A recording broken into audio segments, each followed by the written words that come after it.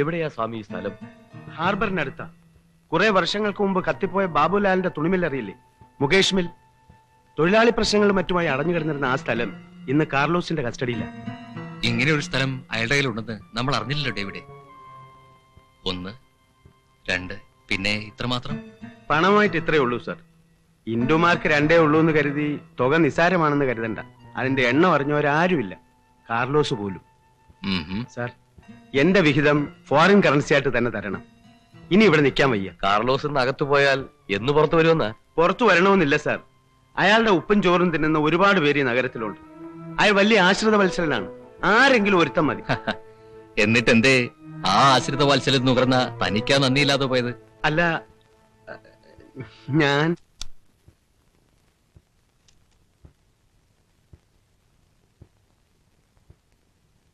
എന്തിനാ സാറേ ഇതൊക്കെ? നാടകം പോലെ. നാടകമോ? ജീവിതം തന്നെ നാടകമല്ലേ സ്വാമി?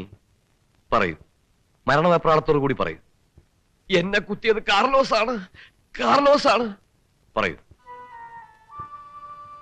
എടോ മനുഷ്യനെ, റെയ്ഡിന് ശേഷം കേസിന്റെ ഒരു ബലത്തിന് വേണ്ടിയാ തന്റെ വയറിലോ നെഞ്ചിലോ ചുമ്മാ ഒരു ബാൻഡേജ് ഉണ്ടാക്കും.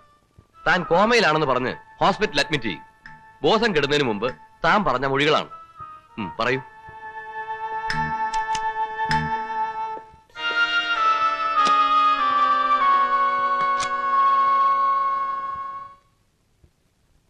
അയ്യോ എന്നെ കുത്തി, അയ്യോ എന്നെ കുത്തി, എന്നെ കുത്തിയത് കാർലോസ് ആണ്. അയ്യോ കാർലോസ് എന്നെ കുത്തി സാറേ, കാർലോസ് എന്നെ കുത്തി സാറേ. എങ്ങനെയെങ്കിലും രക്ഷിക്കരുത് സാറേ. വെള്ളം, വെള്ളം, അമ്മേ.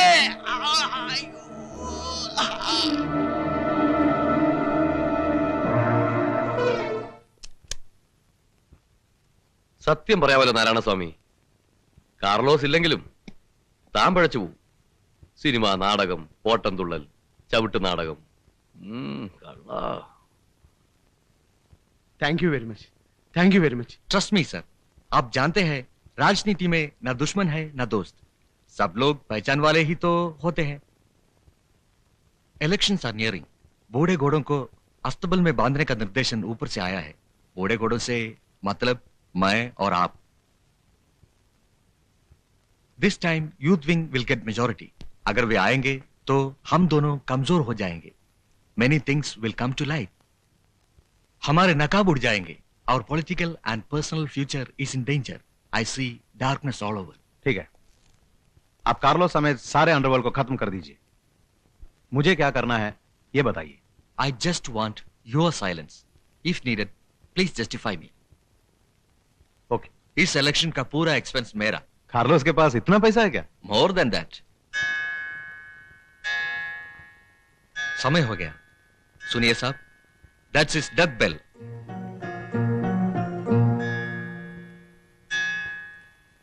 കഞ്ഞി കുടിക്കുന്നില്ലേ? അറിയാമേ, എന്തോ? അത്യാവശ്യ വസ്ത്രങ്ങളൊക്കെ എടുത്തു. നിന്റെയും മോളുടെ നമ്മൾ ഈ നാട് വിടുക. നേരം വിളിക്കുന്നതിന് മുമ്പ് ഈ സ്റ്റേറ്റ് വിടണം. ആൾക്കാരും വണ്ടിയൊക്കെ ഇടപാടാക്കിയിട്ടുണ്ട്. നിങ്ങൾ തയ്യാറായിക്കോ.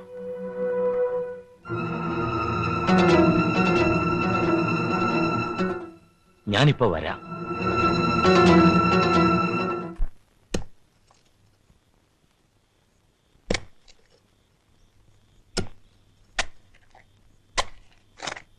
സൂക്ഷിച്ചു വെട്ടണ പതുക്കെ.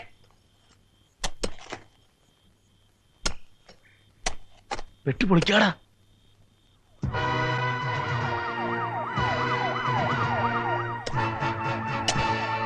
പോലീസ് പോയി തടയാ.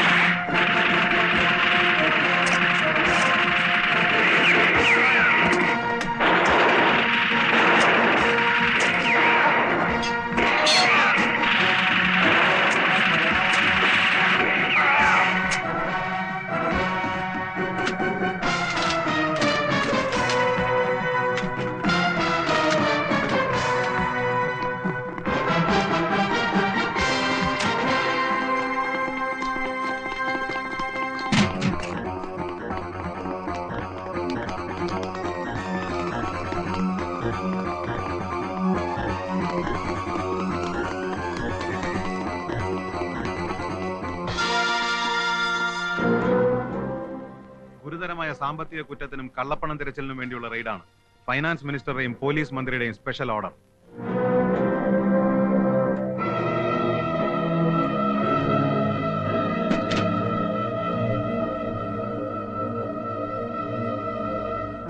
David? Yes, David. What do you want, Miss Carlos? Open this box.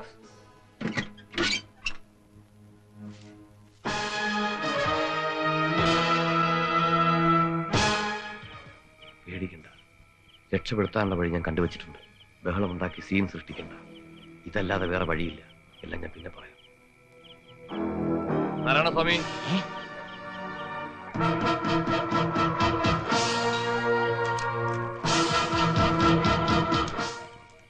ഏത് മുറിയാ നാരായണസ്വാമി? ഒന്നിവിടെ ഈ പെട്ടിയ, മറ്റേത് അവിടെ ഇടതുവശത്തെ ആ മുറിയില.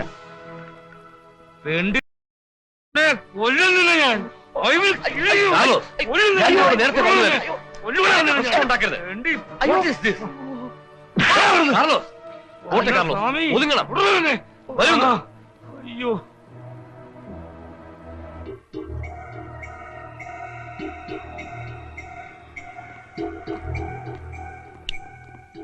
उस कमरे में जाके जमीन खोद के देखो. Yes, sir.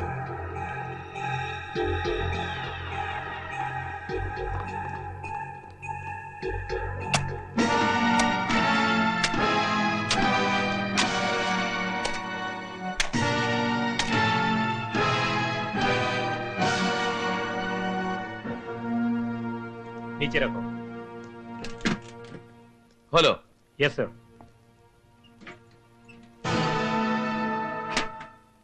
लेके गाड़ी में रखो.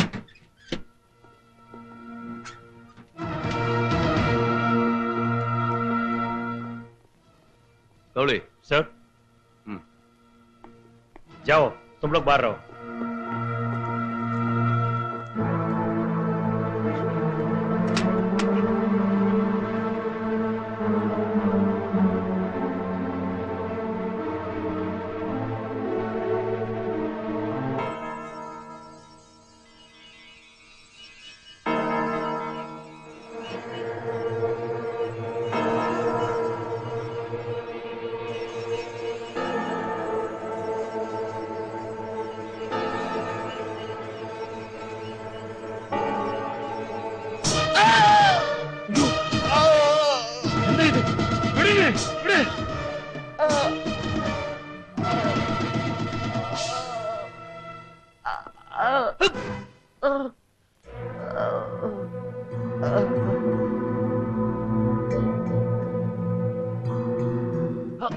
Don't touch.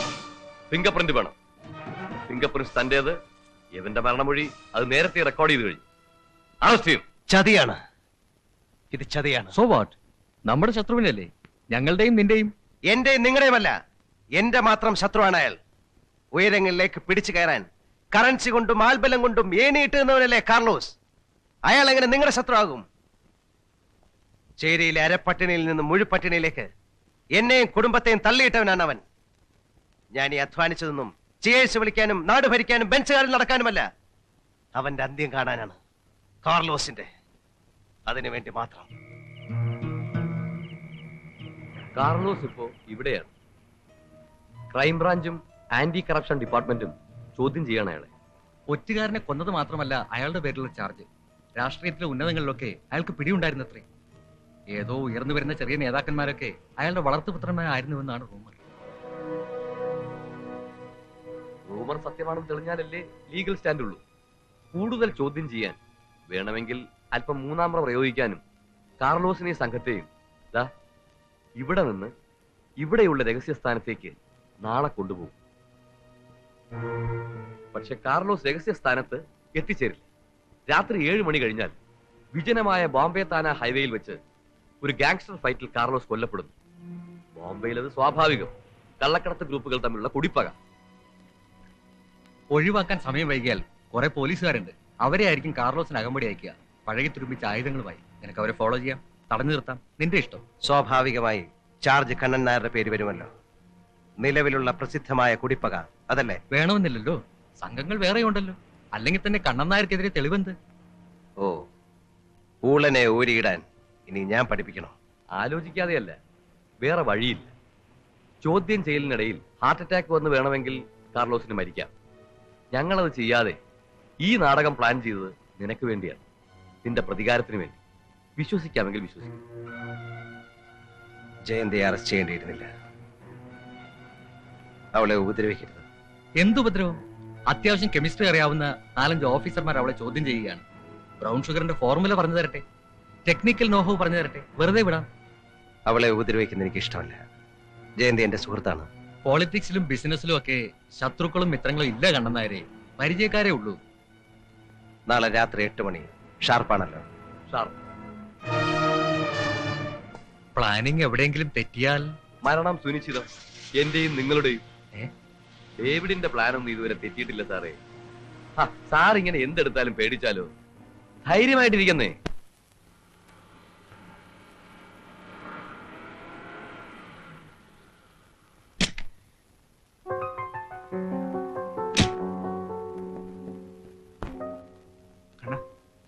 രണ്ടുപേരും കാണാൻ വന്നിരിക്കുന്നു. ഇന്ന് സമയമില്ല. അല്ല, ഇന്ന് തന്നെ കാണണം. ആർക്കാ ഇത്ര അത്യാവശ്യം? അത്യാവശ്യം നമുക്കാണ്. എന്റെ അമ്മയാ. കാർലോസിന്റെ ഭാര്യ മറിയമ്മ. നിങ്ങളോട് എനിക്ക് യാതൊരു വിരോധവുമില്ല. ക്ഷമിക്കണം. എന്നിൽ നിന്ന് സഹായമൊന്നും പ്രതീക്ഷിക്കണ്ട. ഞാൻ ആരോടെങ്കിലും ഒരു സഹായം ചോദിച്ചാൽ മരിക്കാൻ പോകുന്ന ആ മനുഷ്യന്റെ ആത്മാവ് പോലും ക്ഷമിക്കില്ല. ഇനി കുഞ്ഞ് വിചാരിച്ചാലും ഞങ്ങളെ സഹായിക്കാൻ പറ്റില്ല. ആദ്യം പെറ്റതിനെ തമ്പുരാൻ തന്നിരുന്നെങ്കിൽ ഇപ്പം മോന്റെ പ്രായമായിരുന്നേനെ. ഒരമ്മയുടെ സ്ഥാനത്ത് നിന്ന് പറയാം. ഉപദേശമൊന്നും വേണ്ട, വന്ന കാര്യം പറയൂ. കുഞ്ഞെ, മുങ്ങിച്ചാവാൻ തുടങ്ങുന്നവര് കച്ചിത്തുരുമ്പാണെങ്കിലും പിടിക്കാൻ നോക്കും. ഒരു കച്ചിത്തുരുമ്പും കൊണ്ട് വന്നതാ. സമയമുണ്ടെങ്കിൽ ഒഴിവ് കിട്ടുമ്പോൾ അതൊന്ന് നോക്കണം. അതിയാനെ രക്ഷിച്ചില്ലെങ്കിലും ഒരുപക്ഷെ നീ രക്ഷപ്പെട്ടെന്ന് വരും. അതും ഒരുപാട് വൈകിയില്ലെങ്കിൽ. വാ മോളെ.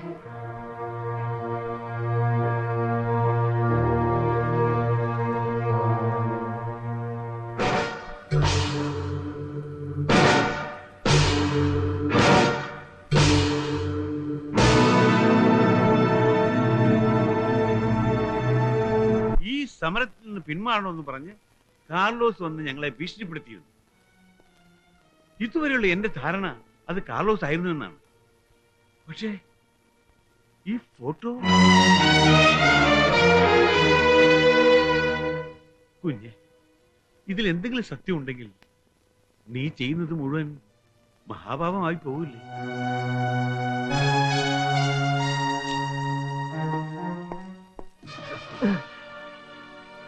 ഞാൻ പറയുന്നത് വിശ്വസിക്കരുത്.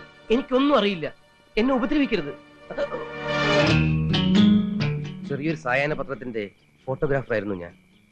അണ്ടർഗ്രൗണ്ട് ഡ്രെയിനേജിലും മറ്റും അനാശാസ്യ പ്രവർത്തനങ്ങളും മയക്കുമരുന്ന് കച്ചവടവും നോട്ടുകെട്ടിപ്പും നടക്കുന്ന കാലം. അന്നത്തെ ചോരത്തിളപ്പ് കൊണ്ട് അതിനെക്കുറിച്ചൊരു ഫോട്ടോ ഫീച്ചർ ഉണ്ടാക്കാൻ ഞാൻ തീരുമാനിച്ചു.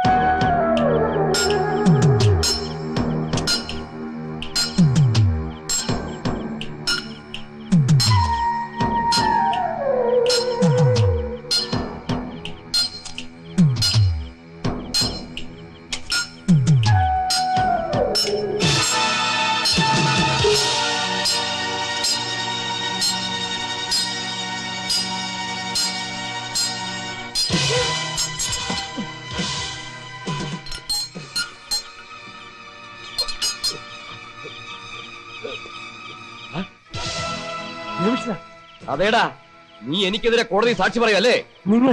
നിങ്ങൾ കൊലപാതകയാണ്. അതെ, ഒരു കൊല കൂടി ചെയ്താലേ ആദ്യത്തേത് ഞാൻ രക്ഷപ്പെടും. നിന്നെ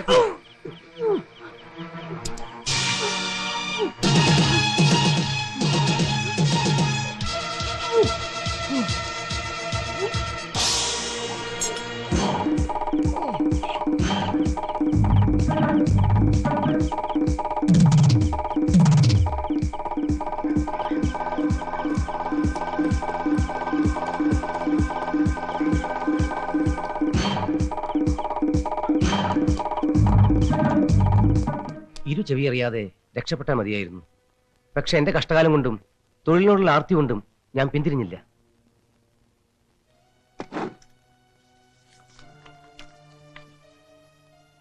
പിറ്റേ ദിവസത്തെ പത്രത്തിലൊക്കെ എന്റെ ഈ ഫോട്ടോ ആണ് വന്നത്.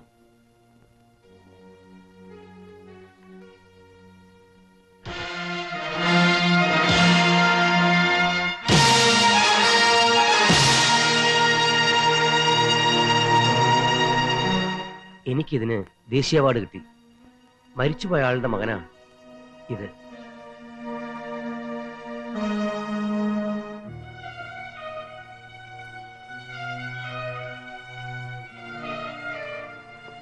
ആ കൊലപാതകത്തിന്റെ യഥാർത്ഥ ചിത്രം നിങ്ങൾ എന്തുകൊണ്ട് പത്രത്തിൽ പ്രസിദ്ധീകരിച്ചില്ല? ഭയം കൊണ്ട്. പോലീസുകാരെന്തിനും നടത്തിയ കൊലപാതകമല്ലേ? സാക്ഷി പറയുന്നവർ ചിലപ്പോൾ പ്രതിയായി പോവും. പക്ഷേ എന്നെ തേടി വന്നു. ആരെ? പത്രത്തിൽ പടം വന്നപ്പോഴേ 2 ഫോട്ടോയും എടുത്തത് ഒരാൾ തന്നെ ആയിരിക്കുമെന്ന് മോടപ്പച്ചന് സംശയമായിരുന്നു. അയാളെ തേടിപ്പിടിച്ച് തല്ലിയോ ഭീഷണിപ്പെടുത്തിയോ മറ്റോ അന്ന് ആ ഫോട്ടോയും നെഗറ്റീവും തിരിച്ചു വാങ്ങി. ആ ഫോട്ടോഗ്രാഫറെ കൂടെ കൊന്നുകളയണമെന്ന് ഡേവിഡിനുണ്ടായിരുന്നു. മോടപ്പച്ചൻ എന്തോ അയാളോടൊരു സഹതാപം തോന്നിയത് കൊണ്ടാണ് അയാൾ ഇപ്പോഴും ജീവിച്ചിരിക്കുന്നത്. ഫോട്ടോയും നെഗറ്റീവും കത്തിച്ചു കളഞ്ഞെന്ന് ഡേവിഡിനോടൊരു കള്ളവും പറഞ്ഞു. ഡേവിഡ് എന്തെങ്കിലും മുറത്തി കയറി കൊത്തിയാൽ ഉപയോഗിക്കാമെന്നും പറഞ്ഞ് അതിവിടെ സൂക്ഷിച്ചു വെക്കുകയും ചെയ്തു.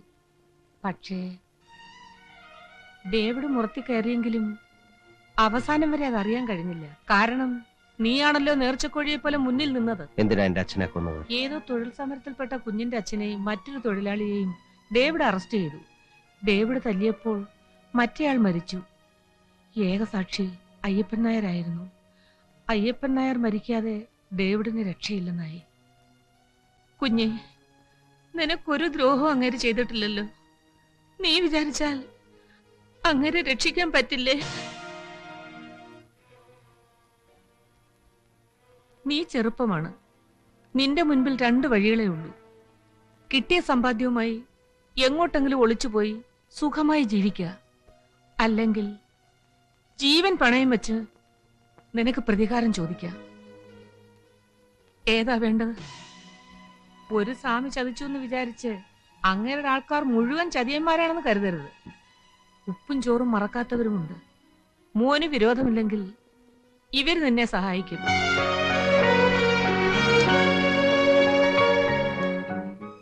കുഞ്ഞു പറയുന്നത് പോലെ കേൾക്കണം. ശരി.